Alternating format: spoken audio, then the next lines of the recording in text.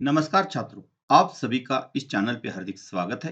मैं हूं गंगाधर हंडे और आज हम इस वीडियो के माध्यम से 10वीं बोर्ड परीक्षा हिंदी कृति पत्रिका में जो विभाग 5 जो है, जो कि रचना विभाग पर आधारित है, जिसे हम उपयोजित लेखन भी कहते हैं, यह 26 अंक के लिए पूछा जाता है। तो आज हम इस वीडियो के माध्यम से इसमें से कहानी लेखन जो है, वह किस प्रकार कहानी लेखन किया जाता है, वह दो उदाहरण के साथ आज हम अध्ययन करने वाले हैं। कहानी लेखन परीक्षा में हमें 5 अंक के लिए पूछा जाता है और यह कहानी लेखन वृत्तांत लेखन के लिए अथवा है। आप कहानी लेखन लिख सकते हैं या वृत्तांत लेखन लिख सकते हैं। तो देखते हैं कहानी लेखन उदाहरण के साथ। तो प्रश्न 5वां आ में पहला जो है वह निम्नलिखित मुद्दों के आधार पर 70 या 80 शब्दों में कहानी लिखकर उसे उचित शीर्षक दीजिए तथा सीख लिखिए। ऐसा 5 अंक के लिए हमें प्रश्न पूछा जाता है और मुद्दे जो दिए जाते हैं वह मुद्दे इस प्रकार दिए जाते हैं। तो ये जो कहानी है, इस कहानी में इन मुद्दों के आधार पर हमें कहानी लिखनी है। श्याम नामक लड़का, खेलना कूदना, पढ़ाई में ध्यान न देना, परीक्षा में अनुत्तीर्ण, माता पिता से फटकार, घर छोड़कर जाना, प्यास लगना, कुएं के पास जाना, रस्सी के निशान देखना, घर वापस आना, पढ़ाई में मन लगाना, माता पिता को खुशी, परीक्षा में प्रथम। और इस कहानी को उचित सीख हमें, इस कहानी से जो हमें सीख मिली है वह सीख हमें लिखनी है। तो इस कहानी का उत्तर हम देखेंगे। इसे उचित शीर्षक आएगा रस्सी के निशान या मेहनत का फल। इन दोनों में से आप कौन सा भी शीर्षक दे सकते हैं। शीर्षक 1 अंक के लिए होता है। अब कहानी का विस्तार देखेंगे। श्याम नाम का एक लड़का था। उसकी बहन सीता सुशील और पढ़ाई में होशियार थी, परंतु श्याम को खेल कूद और शरारतों के सिवा कुछ भी सोचता नहीं था। पढ़ाई में तो उसका मन ही नहीं लगता था। वह पढ़ता तो भी उसे कुछ याद नहीं रहता था। पढ़ाई न करने के कारण वह परीक्षा में बुरी तरह अनुत्तीर्ण हो गया। परीक्षा फल उनके माता पिता देखकर बहुत नाराज हो गए और श्याम को उन्होंने कड़ी डांट फटकार लगाई।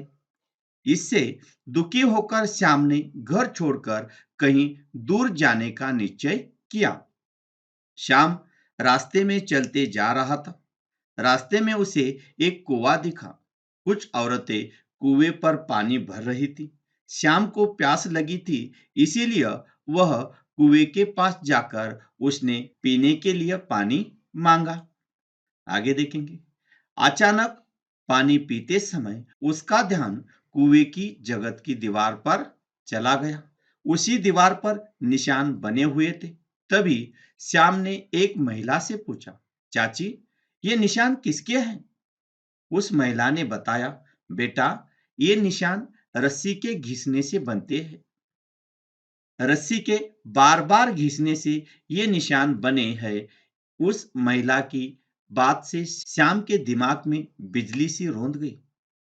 उसने सोचा कि जब रस्सी के बार बार घिसने से पत्थर पर निशान बन जाते हैं, तो बार बार पढ़ाई करने से मुझे पाठ याद हो सकता है। ऐसा सोचकर श्याम घर वापस आ गया और पढ़ाई करने लगा। श्याम में आया यह परिवर्तन देखकर उसके माता पिताजी का खुशी का ठिकाना न रहा। श्याम वार्षिक परीक्षा में प्रथम श्रेणी में उत्तीर्ण हो गया। तो इस प्रकार हम कहानी लिख सकते हैं। कहानी को उचित सीख जो है, सीख आएगी, मेहनत और लगन से जटिल काम में भी सफलता मिलती है। अब इसी प्रकार दूसरी कहानी हम देखेंगे। दूसरी कहानी है दो पड़ोसी स्त्रियां, एक निसंतान, एक संतान युक्त।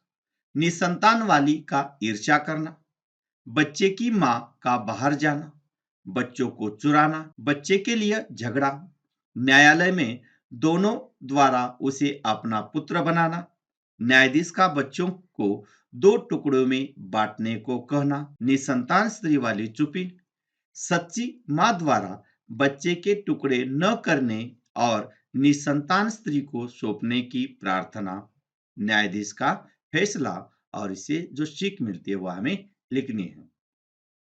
तो कहानी लिखते समय सबसे पहले पहले हमें शीर्षक देना है। तो इस कहानी को शीर्षक आएगा माँ की ममता अथवा चतुर न्यायाधीश। दोनों में से कौन सा भी शीर्षक आप दे सकते हैं। तो कहानी इस प्रकार होगी। नदी किनारे एक रामपुर नामक गांव था। उसी गांव में कमला और विमला दो स्त्रियां पड़ोसी में रहती थी। कमला को संतान थी और विमला को बच्चा नहीं था। कमला के बच्चे से पहले दोनों बड़ी मिलकर रहती थी। दोनों का अच्छा जमता था। जब कमला का संतान हुई तो विमला को ईर्ष्या होने लगी। वह उस बच्चे को देखकर मन के मन में जलने लगी। एक दिन कमला किसी काम से बाहर गई। बच्चों को अकेले घर में देखकर विमला का मन पिघल गया। उसने बच्चों को चुरा लिया। जब कमला घर लौटी तो बच्चा घर में नहीं था। यह देखकर वह घबरा गई। कमला ने बच्चों को बहुत खोजा लेकिन उसे बच्चा नहीं मिला। बच्चा न मिलने के कारण वह शोर मचाने लगी। सारे गांव वाले कमला के घर की तरफ चले आ गए। कमला ने कहा, मेरा बच्चा घर में नहीं है, मेरा बच्चा गुम हो गया है। तभी विमला के घर से बच्चे की रोने की आवाज आने लगी। विमला के घर में जाकर देखा तो विमला बच्चों को गोद में लेकर बैठी हुई थी। कमला के द्वारा बच्चों को मांगने पर बच्चा देने के लिए विमला ने इनकार कर दिया। यह वह यह कहने लगी कि यह बच्चा मेरा है। बात अंत में अदालत तक पहुंच गई। दोनों स्त्रियां बच्चों को अपना पुत्र कहने लगी। न्यायाधीश ने दोनों की कहानी सुनकर बच्चे के दो टुकड़े कर बांटने की सलाह दी। विमला फैसले की बात सुनकर भी चुप रही, लेकिन कमला का मां का दिल चुप न बैठा। कमला बच्चे के टुकड़े न करने और विमला को बच्चा सौंपने की प्रार्थना करने लगी। न्यायाधीश का फैसला हुआ। वह समझ गए कि असली मां कमला ही है और उन्होंने कमला को बच्चा सौंप दिया। ये जो कहानी है, इस कहानी से हमें जो सीख मिलती है वही इस प्रकार है। इस कहानी से यह सीख मिलती है कि आखिर सत्य की ही जीत होती है। तो बच्चों, इस प्रकार हमें कहानी लिखनी है। 5 अंक के लिए कहानी होती है। शीर्षक के लिए 1 अंक, सीख के लिए 1 अंक और विस्तार के लिए 3 अंक। ऐसे कुल मिलाकर 5 अंक की कहानी होती है। ऐसे अलग-अलग वीडियो देखने के लिए चैनल को सब्सक्राइब कीजिए। धन्यवाद।